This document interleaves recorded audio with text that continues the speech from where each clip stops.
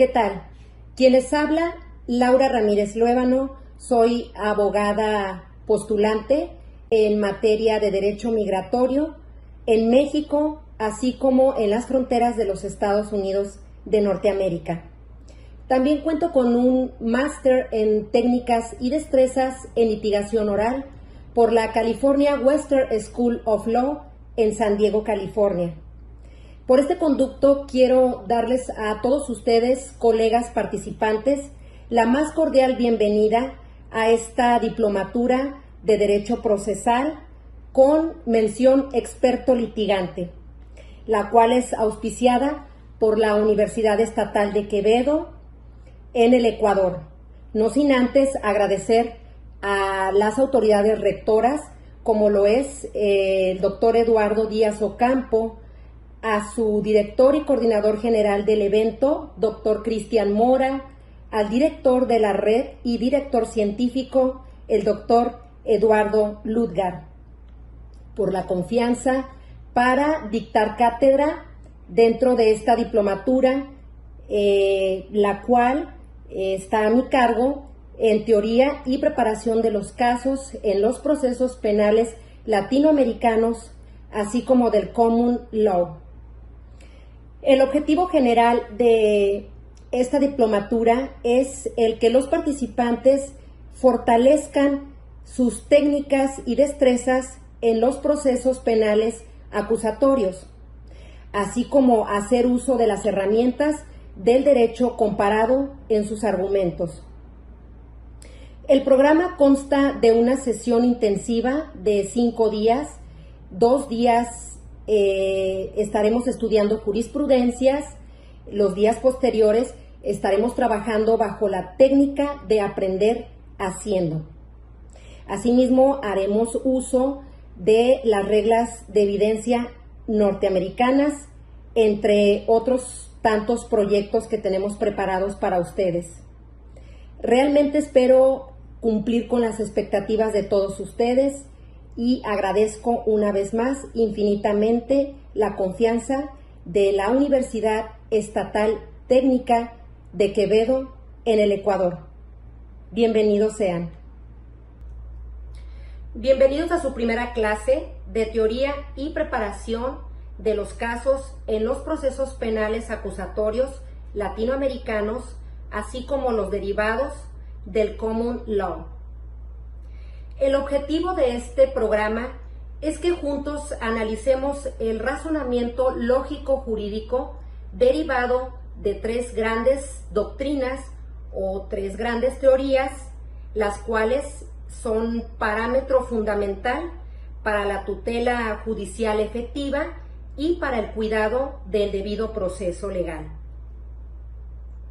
Para ello es importante conocer las enmiendas constitucionales primera, cuarta y quinta de la Constitución americana y los conceptos básicos, los cuales han sido emitidos ya al correo electrónico de cada uno de ustedes participantes, así como las distintas jurisprudencias que vamos a estar analizando a lo largo de esta primera clase. Quiero aclarar también que este programa no es un curso de derecho procesal de fondo, ni tampoco es un curso de oratoria, y que finalmente por el corto tiempo que tenemos para dictar la primera clase, nos hemos dado a la tarea de suprimir bastante la información, de tal suerte que estos conceptos básicos que estaremos analizando les sean de utilidad para que ustedes puedan implementarlos dentro de sus procesos legales que lleven en cada uno de sus países. Esto en el sentido de que, si bien es cierto, Latinoamérica se encuentra hoy por hoy en un constante movimiento de globalización judicial, fortaleciendo el marco jurídico legal en cada uno de nuestros países.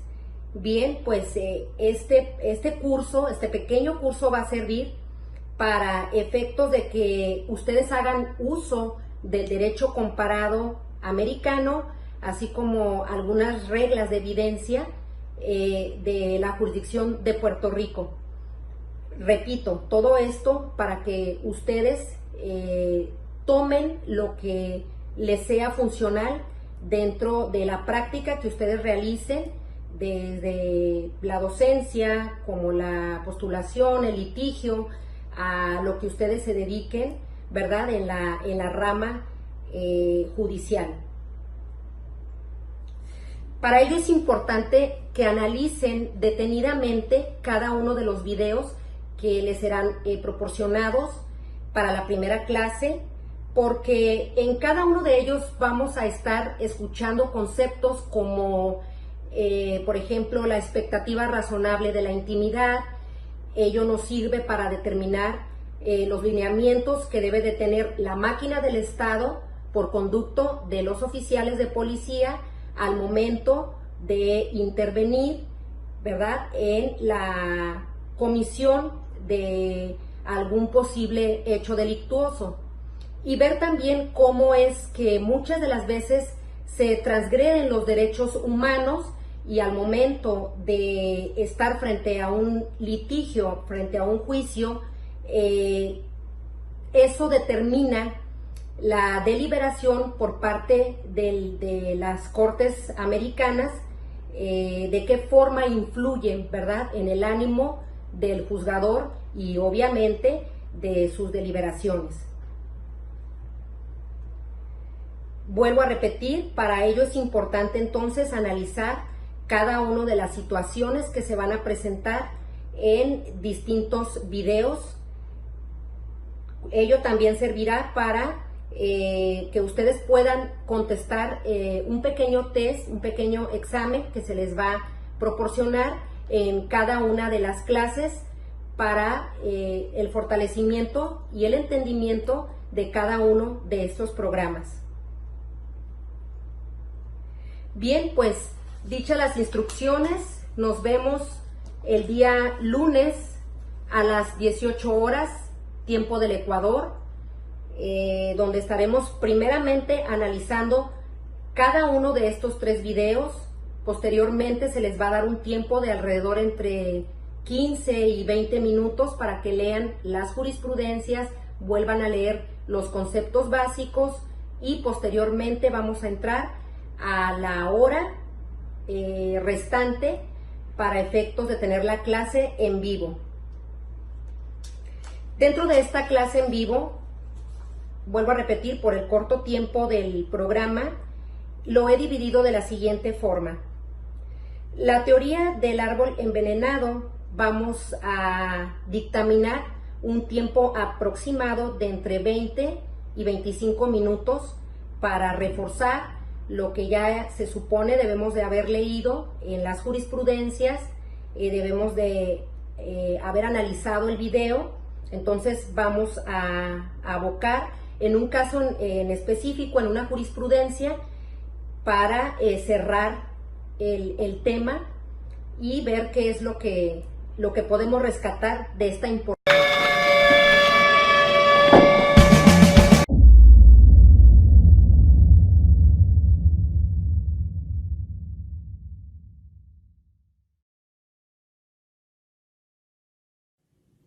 En materia de derecho penal probatorio, lo que se busca es llegar al reconocimiento de la verdad de los hechos históricos o materiales realizados por la conducta humana, y no solamente los expuestos por cada una de las partes.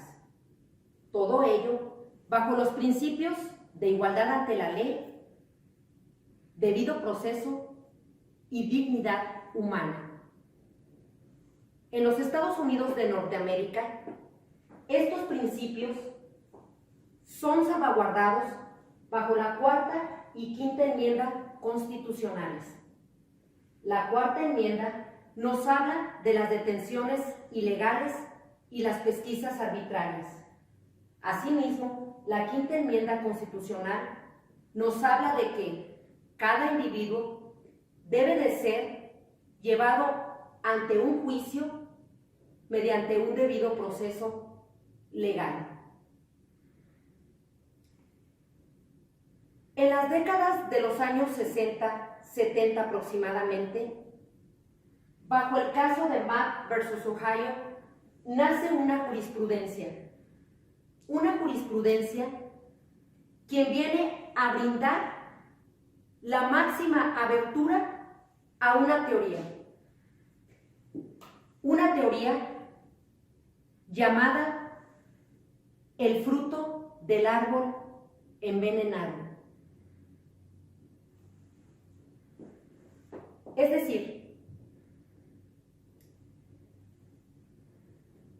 los juristas en aquellos tiempos, al momento de estar realizando su trabajo procesal, se percataron de que existía una evidente desigualdad entre la máquina del Estado al momento de imputar cargos hacia un individuo. Pero ellos no podían intervenir de manera directa entre ese conflicto entre las partes. Pudieron observar la desigualdad que existía entre ambas, mas no podían intervenir. Entonces, ¿qué es lo que ellos tenían que hacer para poder brindar una correcta defensa, un correcto debido proceso? Pues ellos crearon un mecanismo, una herramienta que brindara la suficiente base para poder desvirtuar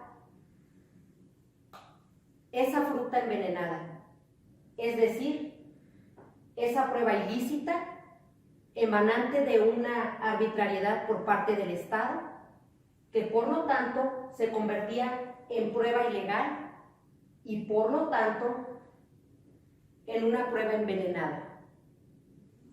¿Y cómo es que un individuo se podía defender de esta prueba ilícita? ¿Cómo es que la defensa podía extraer esa fruta envenenada? De ahí que nace la regla de exclusión. La regla de exclusión es una herramienta importantísima, que es la herramienta o mecanismo eficaz para suprimir y eliminar la evidencia envenenada.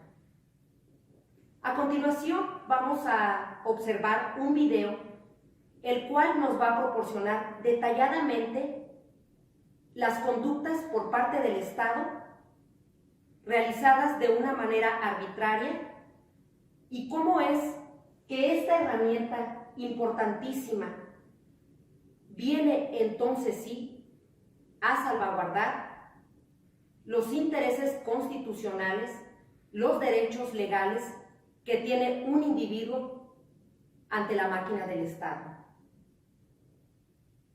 Veámoslo.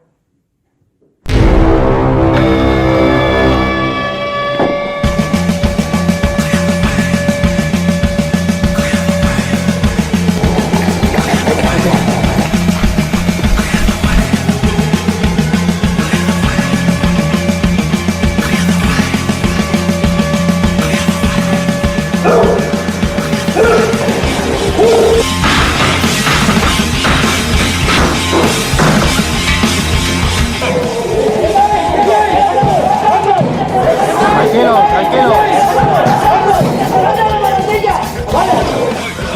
Voy. Contigo.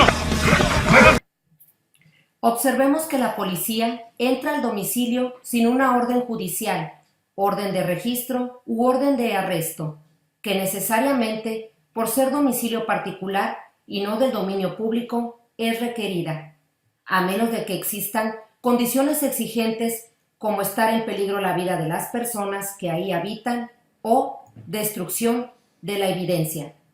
Además de que la misma orden debe ser fundada y motivada respecto de la causa probable entre el nexo del individuo y el crimen, así como la descripción del lugar, los presuntos responsables y bienes impugnados.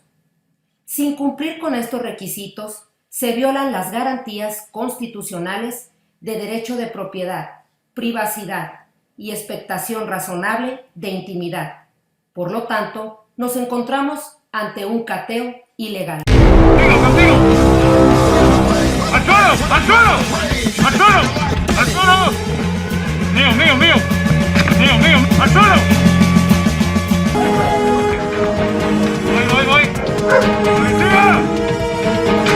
¡Contigo, contigo! ¡Voy, voy, voy! ¡Continúa! ¡Contigo estoy! ¡Voy, voy, voy!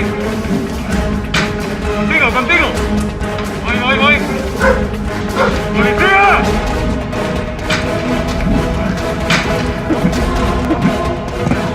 ¡Mío, mío, mío! Quedaron ahí.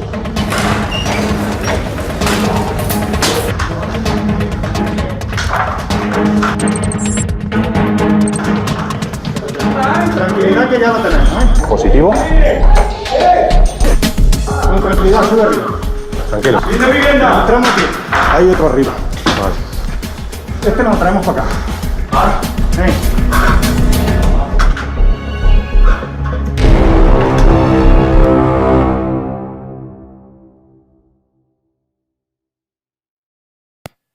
Analicemos.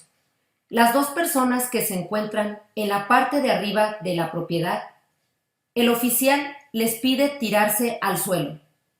Es decir, no están siendo arrestados, solo registrados.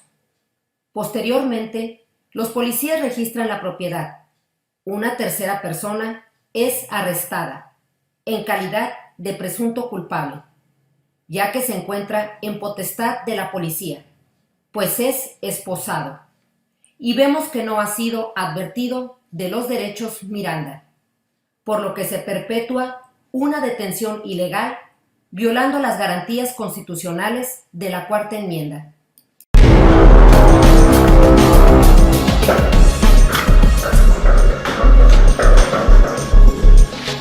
Dos perros bastante grandes.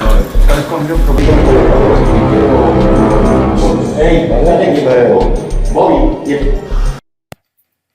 En este momento de la detención, seguimos observando que los policías sientan al arrestado y comienzan a interrogarlo, tratando de conseguir una declaración bajo presión y abuso de autoridad. Es curioso, podemos palpar el ambiente tan grotesco, la violencia e intimidación por parte de la máquina del Estado, al grado que el perro que se encuentra al lado derecho del arrestado se muestra asustado, buscando protegerse en el propio arrestado. Obsérvenlo. Con estas actuaciones viciadas por parte de los policías, nos encontramos ante una inminente violación a las garantías constitucionales de la Quinta Enmienda, el debido proceso. Como unos 3 minutos ha salido. Pues ya ahí lo hemos centrado. Aquí vamos a centralizar los jugadores. ¿Vale? Aquí. Ya están todos, ¿no? Perfecto.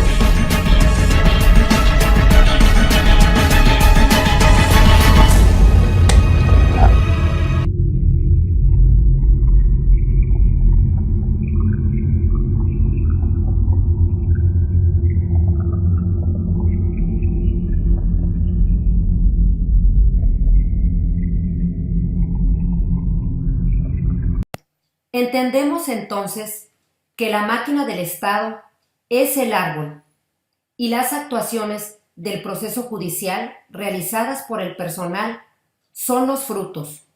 La forma legal de obtener tales frutos se desprende si es o no fruto envenenado. La jurisprudencia emanante del caso Mapp versus Ohio sostiene que cualquier prueba obtenida en violación de los derechos previstos en la Cuarta Enmienda no será admisible en ningún juicio en contra de aquel particular que hubiese sufrido un registro o arresto ilegal. En la mítica sentencia del caso Miranda versus Arizona, amplió la misma regla de exclusión a las violaciones al derecho o no de declarar contra sí mismo, contenidas en la Quinta Enmienda. Cuando la evidencia es obtenida en violación de los derechos del acusado, la regla de exclusión es la herramienta eficaz que tiene el acusado y las Cortes para suprimir y evitar que esa evidencia entre al juicio.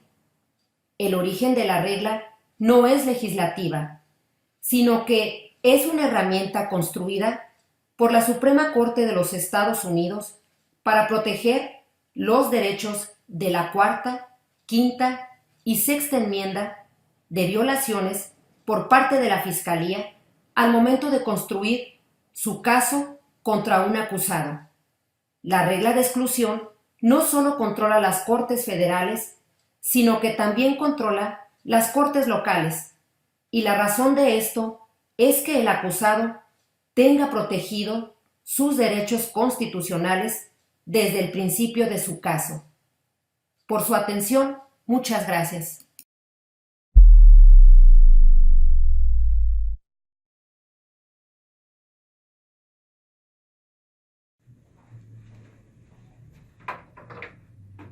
Bienvenidos.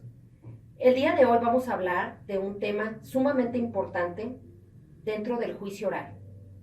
Me refiero específicamente a la teoría del caso. Primeramente debemos de analizar qué es la teoría del caso.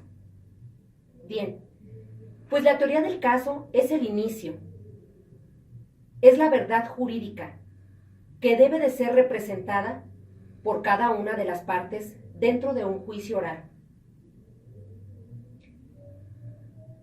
Son todos aquellos acontecimientos, todos aquellos hechos jurídicos, fácticos, que le importan al derecho y que deben de ser presentados como tal ante un juez dentro de un juicio oral. Bien, pues entonces veamos cuál es el estándar que debe de manejar cada una de las partes y cuáles son los elementos básicos que deben de venir a nutrir esa teoría del caso. Primeramente vamos a empezar hablando por parte de la Fiscalía, ya que como todos sabemos, la Fiscalía es la primera persona jurídica quien tiene el uso de la voz dentro de un juicio oral. Básicamente, el estándar que debe de manejar la Fiscalía en todo momento es comprobar la culpabilidad con la evidencia más allá de toda duda razonable. Luego entonces la Fiscalía debe de construir su estructura de teoría del caso, haciéndose llegar obviamente con investigación, con pruebas fehacientes y una serie de elementos para poder llegar a ese estándar y cubrir completamente la duda razonable. Luego entonces, por parte de la defensa, tenemos que el estándar que debe de manejar es desvirtuar la evidencia y sembrar la duda razonable. Una vez que un verdadero abogado defensor logra alcanzar este nivel de estándar, todo su juicio oral será totalmente exitoso. Pero bien, partamos desde el principio. ¿Cómo es que podemos llegar a manejar estos estándares, a tener una exitosa teoría del caso y por consecuente un alegato de apertura, un examen, un contraexamen y un alegato final de una manera exitosa? Pues compañeros, colegas y gente interesada, todo parte obviamente desde el inicio, desde la teoría del caso.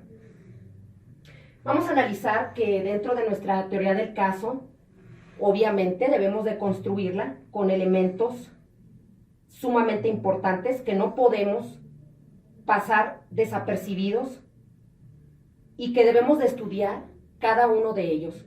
Yo solamente les hago mención de una manera muy general, muy amplia, pero que curiosamente he notado en mi práctica como abogado litigante que hace falta mucho cuidado sobre estos elementos. Créanme, colegas, es increíble, pero los abogados hoy en día no leemos, no alcanzamos a comprender cada uno de estos elementos jurídicos y por consecuente, claro, el alcance de que nos pueden entorpecer nuestro trabajo jurídico que realizamos día a día. Bien, pues los elementos a los que me refiero, obviamente son los jurídicos, los fácticos y los probatorios. Existen muchas teorías del caso que se constituyen, por ejemplo, de elementos fácticos, ¿verdad? Pero pues para nada probatorios, y créanmelo, muchas veces para nada jurídicos. Por eso es que empiezo diciendo que debe de ser una verdad que interese jurídicamente hablando. Vemos que también dentro de nuestra teoría del caso es importantísimo manejar un tema o lema. Muchos abogados comentan acerca de que si es necesario introducir un tema o lema al inicio de nuestra teoría del caso. La verdad es que no es necesario. No hay una regla como tal que te indique que tienes que seguir este tip jurídico. Más sin embargo, a manera muy personal, se los digo que su servidora siempre lo hago. Cuando tengo la posibilidad de introducir un tema o lema, lo hago. La razón es que el tema o lema desde ya me está guiando, es una pauta, es una brújula, es una dirección, no solamente a mí como abogada litigante, que soy la que tengo que exponer el caso, sino también al juez que tenemos frente a nosotros para explicar nuestra teoría del caso. Yo puse, por ejemplo, aquí un tema o lema de un caso que atendimos en el despacho de todos ustedes, que era un asunto de fraude, ¿verdad? Créanmelo, el fiscal, al momento que me miraba, me decía, aún soy dueño. ¿Por qué? Porque en mi teoría del caso yo utilicé esta palabra como tema o lema, fue mi inicio, en mi interrogatorio, en mi contrainterrogatorio, la palabra que más le sonaba en toda la fiscalía era el tema o lema.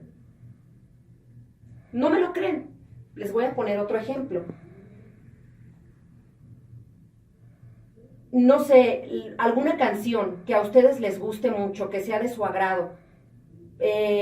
Por ejemplo, ahorita se escucha mucho esta de Despacito y esas cosas. Es automático, está resonando en tu mente, tú lo vas escuchando, vas, no sé, rumbo a tu casa, rumbo a tu trabajo, y traes eso en mente. Pareciera que no, colegas, pero también eso queda en la mente del fiscal, yo lo tengo comprobado, y queda en la mente de los jueces. ¿Ok? Entonces, una recomendación a manera muy personal de su servidora es de que siempre escojan un tema o lema. Eso nunca se les va a olvidar. ¿Ok?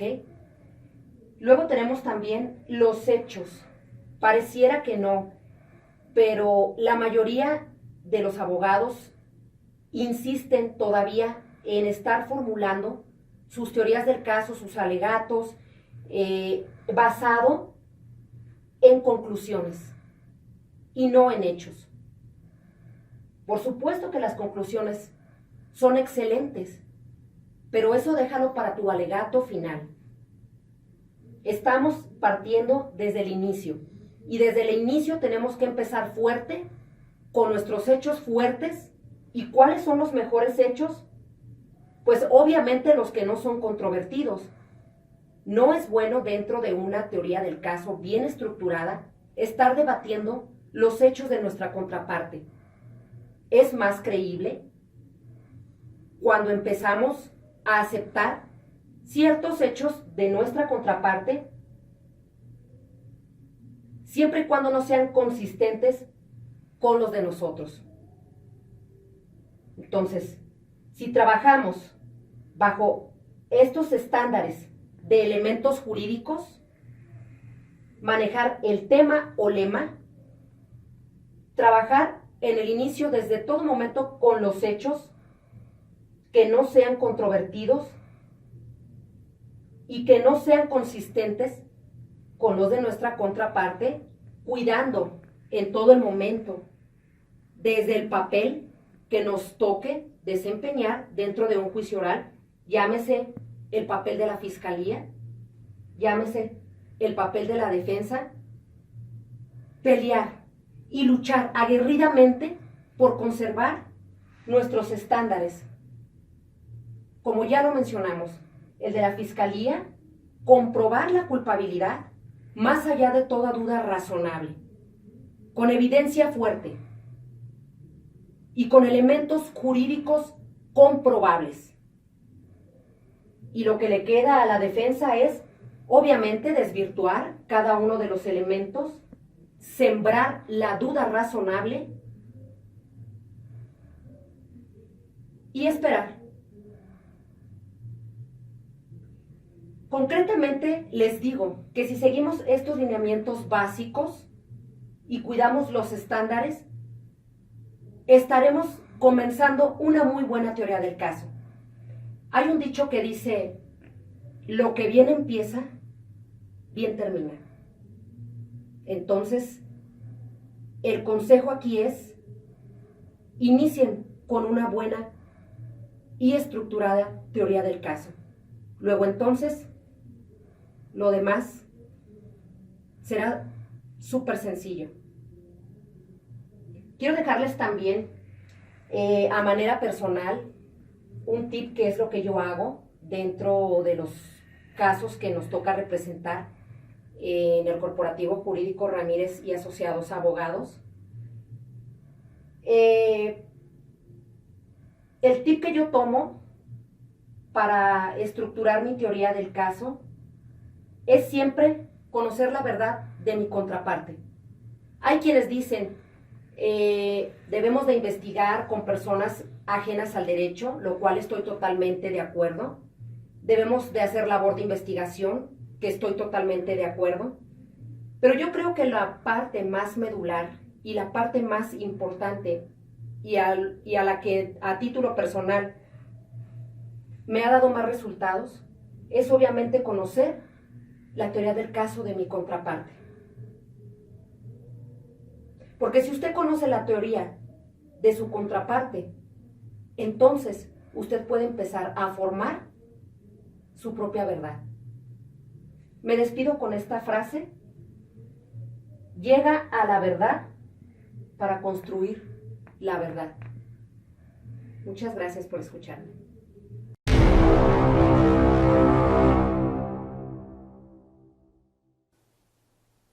Bienvenidos a su clase de Derecho Penal Procesal Americano. El día de hoy vamos a estudiar la teoría de la simple vista. Asimismo, también vamos a dar lectura a la Cuarta Enmienda Constitucional, que es esta quien abre o da las protecciones y las garantías individuales a cada persona. Para poder entender qué es el alcance jurídico, el marco legal que abarca esta teoría, necesitamos escuchar de viva voz la letra de la Cuarta Enmienda Constitucional. La Cuarta Enmienda es una enmienda constitucional americana que protege a las personas de pesquisas y aprehensiones arbitrarias. El derecho del pueblo a la seguridad en sus personas, en sus domicilios, papeles y efectos contra restricciones y detenciones arbitrarias. será inviolable y no deben existir garantías, sino por una causa probable, apoyada en un juramento o afirmación y describiendo particularmente el lugar que se deba registrar y la persona o las cosas que se deben confiscar. Es decir, a toda regla existe una excepción. Para poder tener el razonamiento lógico-jurídico de qué es lo que abarca la teoría de la simple vista, yo sugiero que empecemos por tratar la regla general, que sería en este caso la cuarta enmienda constitucional, y la excepción a esa regla, en lo individual, sería propiamente hablando de la teoría de la simple vista. Es decir, la cuarta enmienda constitucional nos habla de que las garantías y los derechos que protege esta enmienda es el derecho a la vida privada. Y vamos a mencionar una palabra la cual estaremos practicando detalladamente dentro de lo largo de este curso. Me refiero a la expectativa razonable de privacidad. Cuando nosotros hablamos de la expectativa razonable de privacidad, inmediatamente se nos viene a la mente la persona en sí. Bien, la Corte Estatal y Federal de los Estados Unidos de Norteamérica va más allá de únicamente la persona, los papeles, los domicilios, como lo acabamos de escuchar en la cuarta enmienda. La expectativa razonable de privacidad abarca en sí a la persona en su neutralidad, físicamente, es decir, la persona tiene la expectativa razonable de privacidad no solamente desde el punto de su domicilio y lo que dentro de él conlleva, sino que también en su persona.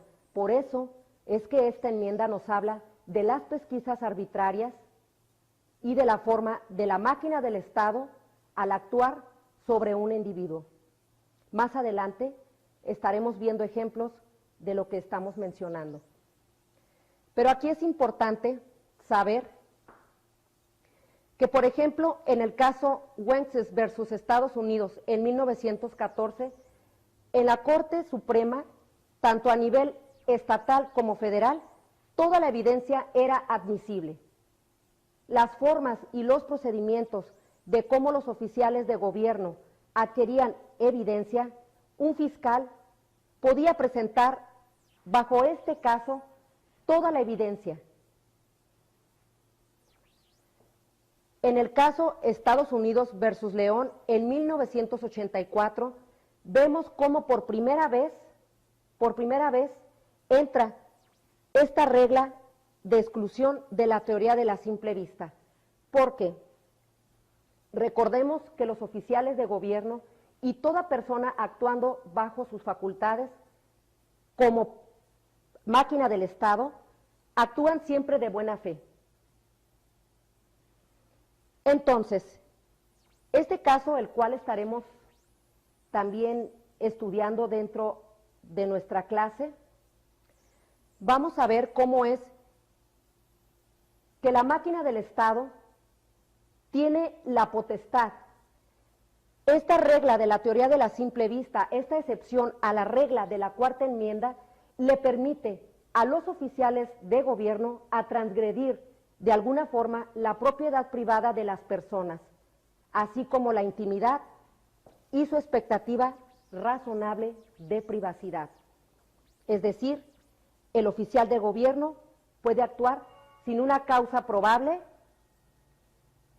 sin una petición o juramento hacia un juez, bajo dos excepciones, siempre y cuando la evidencia sea perdida o destruida, o el riesgo de vida de una persona.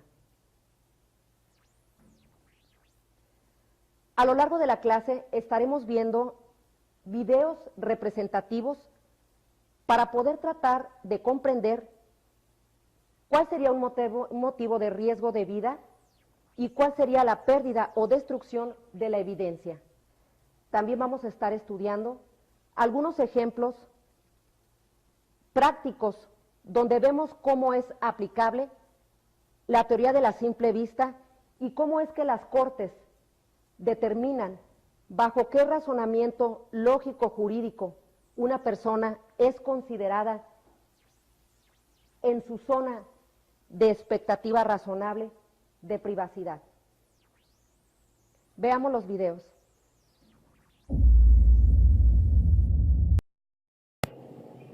La Cuarta Enmienda Constitucional protege el derecho a la vida privada, personas, papeles y documentos bajo la expectativa razonable de privacidad. Nadie puede ser molestado en su persona ni privacidad, si no es por medio de una orden judicial, otorgada por un juez neutral, concedida bajo causa probable, juramentada por un oficial, que funde y motive de buena fe y detalladamente la evidencia o registro que se pretenda incautar. De ello depende que la evidencia sea válida y legal. Si el oficial actúa deshonestamente, la orden muere. Estas protecciones son aplicables al registro e incautación de propiedad como al arresto de una persona.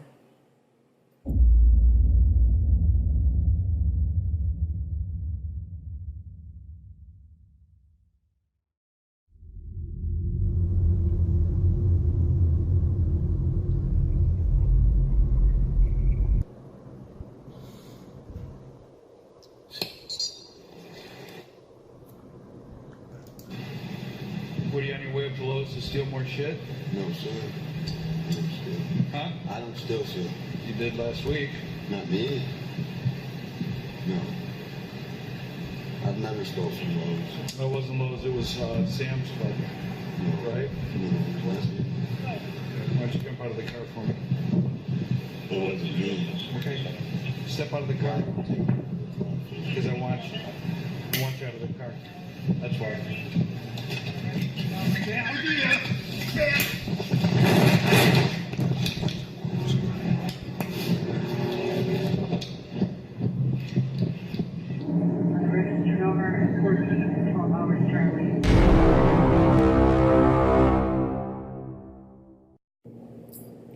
En este momento, presenciamos que el oficial de policía se encuentra realizando un registro a estas personas bajo causa probable y vemos un claro ejemplo de una de las excepciones llamada riesgo de vida inmediato, situación en la que se encuentra el propio policía, la sociedad e incluso los sospechosos. Las actuaciones que de ahora en adelante se realicen por los policías hacia los sospechosos serán apoyadas bajo la teoría de la simple vista.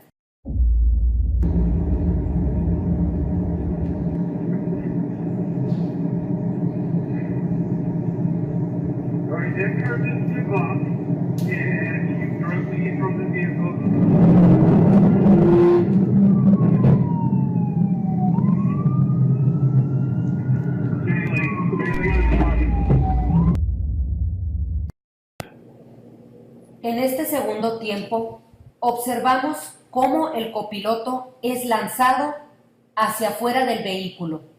No sabemos con certeza si es decisión propia del copiloto el lanzarse o lo ha lanzado el piloto. En cualquiera de las dos hipótesis, es evidente que pretenden deshacerse de alguna evidencia que comprometa a ambos, quizás droga o alguna arma.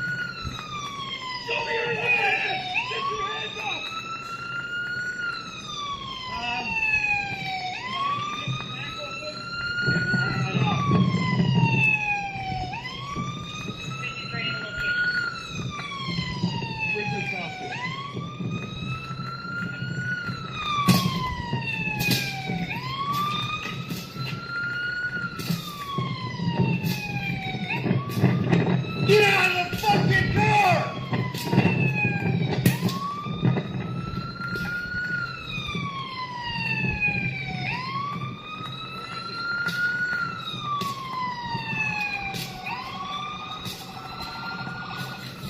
Get out of the fucking car!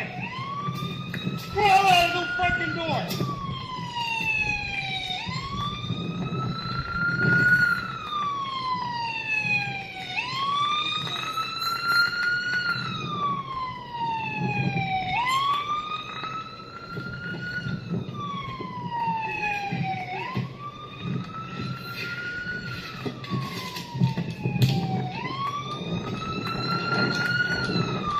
Here, I got it. Wait, hold on.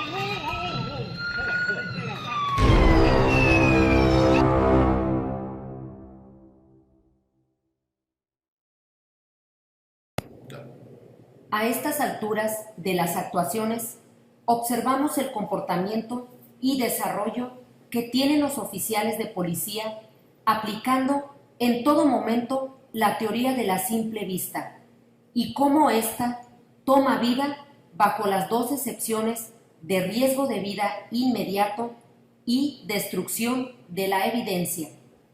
Es de lógica jurídica ver cómo, en situaciones así, los oficiales no pueden esperar para pedir a un juez una orden de arresto o registro en contra de los sospechosos y cómo estas circunstancias permiten y obligan a transgredir la propiedad privada y la expectativa razonable de intimidad a la que se aferran inútilmente los sospechosos, es decir, los derechos proporcionados y garantizados por la Cuarta Enmienda Constitucional Americana.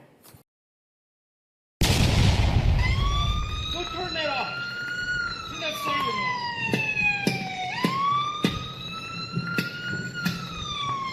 And make sure they're okay in that truck. Keep your hands out, dude. Keep your hands out.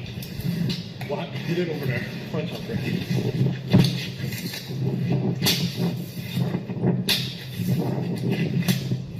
Right. All right.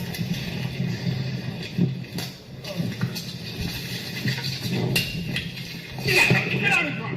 Face down! Face down! Get your hands behind your back! Get your hands behind your back, dude!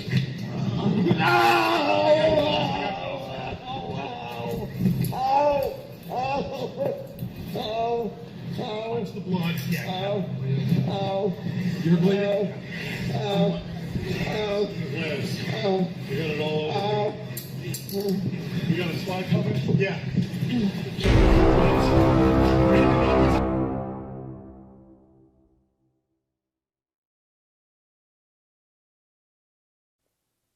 Bienvenidos a su clase de Derecho Procesal Penal Americano.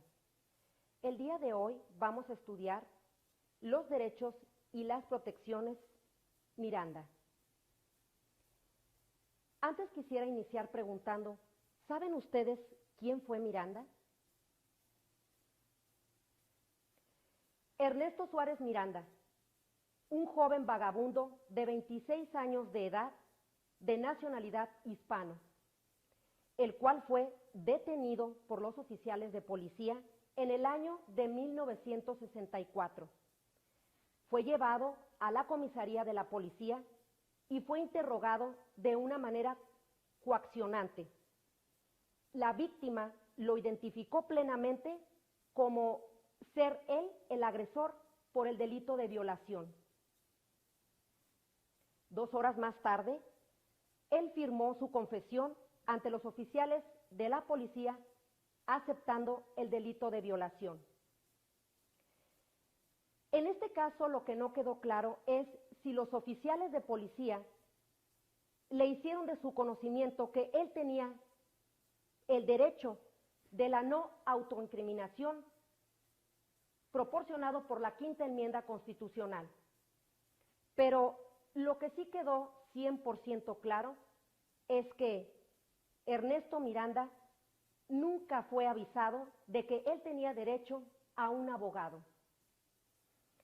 Entonces, pasado el tiempo, en 1966, apela ante el estado de Arizona, mencionando que nunca se le informó que tenía derecho a un abogado y que él, por sentir la coacción por parte de la máquina del Estado, firmó esa confesión. Es decir, no se respetó el derecho a la no autoincriminación. Fue ese el fallo Miranda. Lo que nos proporciona este fallo es que en distintas legislaciones, no solamente en la americana, vienen a darnos la pauta, los parámetros legales de cómo es que un oficial de policía o personas actuando en funciones del gobierno deben de tratar a un sospechoso de cualquier delito. Me gustaría que para poder comprender el alcance legal y el marco jurídico que nos brinda la Quinta Enmienda Constitucional, demos lectura lo que a la letra dice.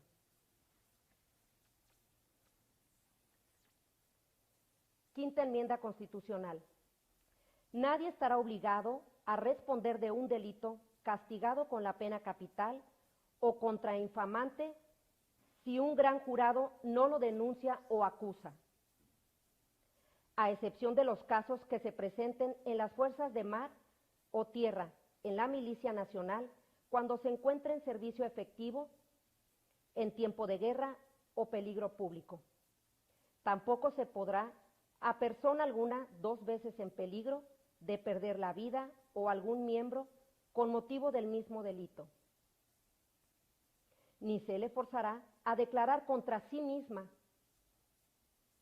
en ningún juicio criminal, ni se le privará de la vida, la libertad o la propiedad sin el debido proceso legal. Ni se ocupará su propiedad privada para uso público sin una justa indemnización. Es esto lo que nos menciona la Quinta Enmienda Constitucional. Vamos a tratar de entender que toda regla general tiene una excepción. En este caso, la regla general viene siendo la Quinta Enmienda Constitucional. La excepción sería la confesión, porque dependiendo de la confesión vamos a determinar la preponderancia de la prueba de si se cumple o no con el derecho a la no autoincriminación, y es ahí donde entra la coacción policíaca. ¿Por qué? Recordemos que la confesión se presume ser de buena fe. Los oficiales de policía en todo momento van a tratar de obtener una confesión o hacer preguntas específicas respecto de un delito que se está cometiendo de buena fe. La coacción policíaca, obviamente, sería la mala fe y sería la excepción a la regla de la Quinta Enmienda Constitucional. Es decir, los oficiales de policía deben de actuar en todo momento bajo un procedimiento. Dentro del procedimiento es importante velar por la patria potestad del sospechoso. Las preguntas o interrogatorios bajo el fallo Miranda. ¿Y cuáles serían estas preguntas o este interrogatorio bajo el fallo Miranda? A lo largo de la clase vamos a estar viendo un video representativo donde puntualizaremos específicamente sobre cada punto que aquí vemos. Me gustaría en este momento dar lectura a los derechos y la forma de cómo el oficial de policía debe de leer los derechos al momento de tener en patria potestad a un sospechoso. Y son los siguientes. 1. Tiene el derecho de permanecer en silencio. 2. Cualquier cosa que digas puede y será usada en contra tuya en corte. 3. Tienes el derecho de hablar con un abogado y que éste esté presente contigo cuando seas interrogado. 4. Si no tienes la posibilidad económica para contratar a un abogado, uno se te asistirá por parte del Estado. 5. También puedes dejar a un lado tu derecho de permanecer en silencio y tu derecho de solicitar a un abogado. Y puede proceder a contestar cualquier pregunta o hacer cualquier comentario que desees. Si decides contestar las preguntas, puedes parar en el momento que desees y reclamar tu derecho de solicitar a un abogado. 6. Y a mi leal saber y entender, el más importante. ¿Entiendes lo que te he dicho? A lo largo de la clase vamos a estar estudiando cada uno de estos puntos, cada uno de estos derechos que deben de ser leídos por parte del oficial de policía al sospechoso, porque es la excepción a la regla, es el procedimiento erróneo. El oficial de policía o cualquier persona actuando con las funciones de la máquina del Estado, si no leen estos derechos o estas garantías al inculpado, entonces estaremos cayendo en una confesión con coacción por parte de la policía. Me gustaría explicar también de manera breve qué es o qué entendemos por patria potestad. La patria potestad es aquel sentir, aquel impedimento, aquella circunstancia que nos hace sentirnos detenidos. Es decir, que no tenemos la libre movilidad, libre desarrollo de poder salir de una situación legal. Esa es la patria potestad. En palabras más lisas y llanas, es la detención. Es decir, el interrogatorio debe de empezar para considerarse, preponderarse como tal, de que el sospechoso tiene que estar en patria potestad, es decir, detenido por el oficial de policía. Y como lo vimos en el punto número 4, tiene que estar los oficiales haciendo preguntas o el interrogatorio sobre un delito en específico. Es decir, en ningún momento se puede estar divagando sobre preguntas por parte de los oficiales al sospechoso de manera ambigua, de manera abierta. Tienen que ser preguntas cerradas. Y obviamente tratándose sobre el delito que en ese momento se le está cuestionando.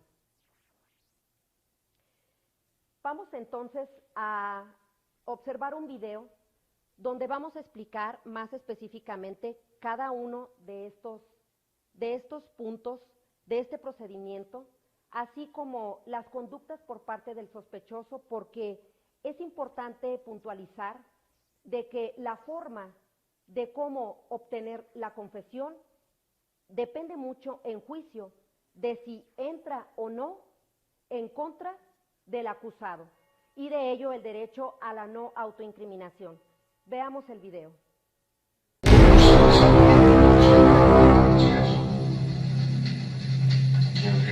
Okay.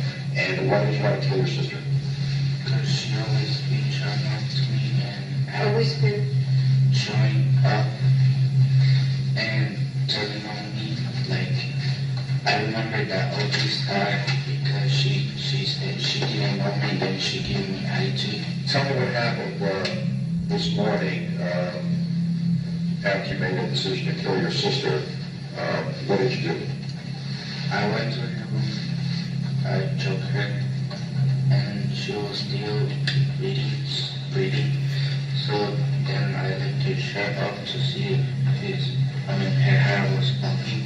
Tell me how you went about killing your sister. What exactly did you do? When I closed the door, I saw her sleeping.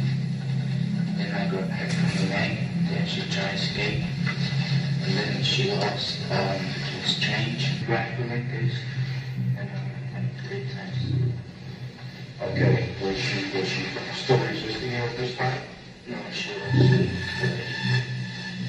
she was breathing. Okay. La confesión. En este momento apreciamos una confesión aparentemente libre, espontánea, sin coacción policíaca. Podemos observar también cómo los oficiales se encuentran realizando las preguntas específicas y directas al sospechoso sobre el modo, tiempo y lugar donde se cometió el homicidio en primer grado. Recordemos que el procedimiento para interrogar y que dicha confesión entre a juicio dependerá de si se cuidaron los derechos del sospechoso garantizados en la Quinta Enmienda Constitucional, así como la lectura previa de las advertencias Miranda.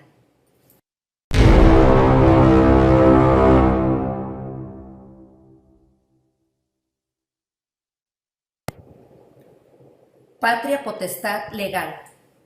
Entendamos que las advertencias Miranda se tienen que dar únicamente cuando el sospechoso está en esa condición de patria potestad legal.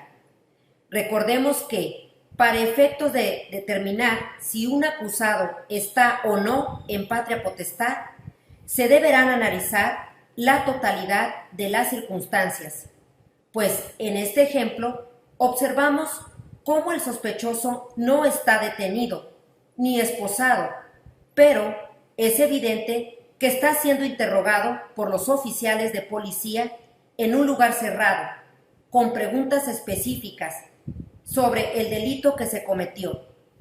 Esas condiciones determinan que el sospechoso se encuentra ya en patria potestad legal.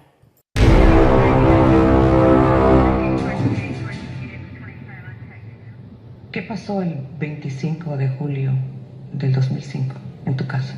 No específicamente, no puedo decirle con detalles lo que pasó.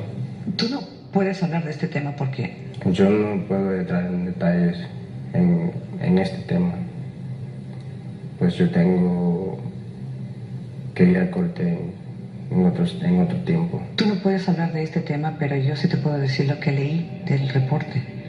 Muy bien. Te levantaste en la mañana, tomaste la decisión, después de que salieron tus padres de la casa, de matar a tu hermano.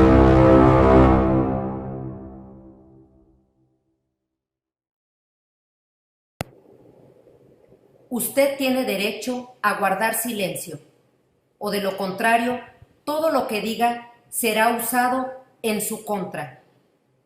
En este ejemplo, es evidente cómo el acusado conoce ya sus derechos, pues apela al derecho de guardar silencio. Observamos cómo la reportera sí puede hacer preguntas, pues ella no es un oficial de policía, ni es una persona actuando bajo las facultades del gobierno. El motivo es la preparación estratégica de la defensa, de si la confesión entra o no dentro del juicio.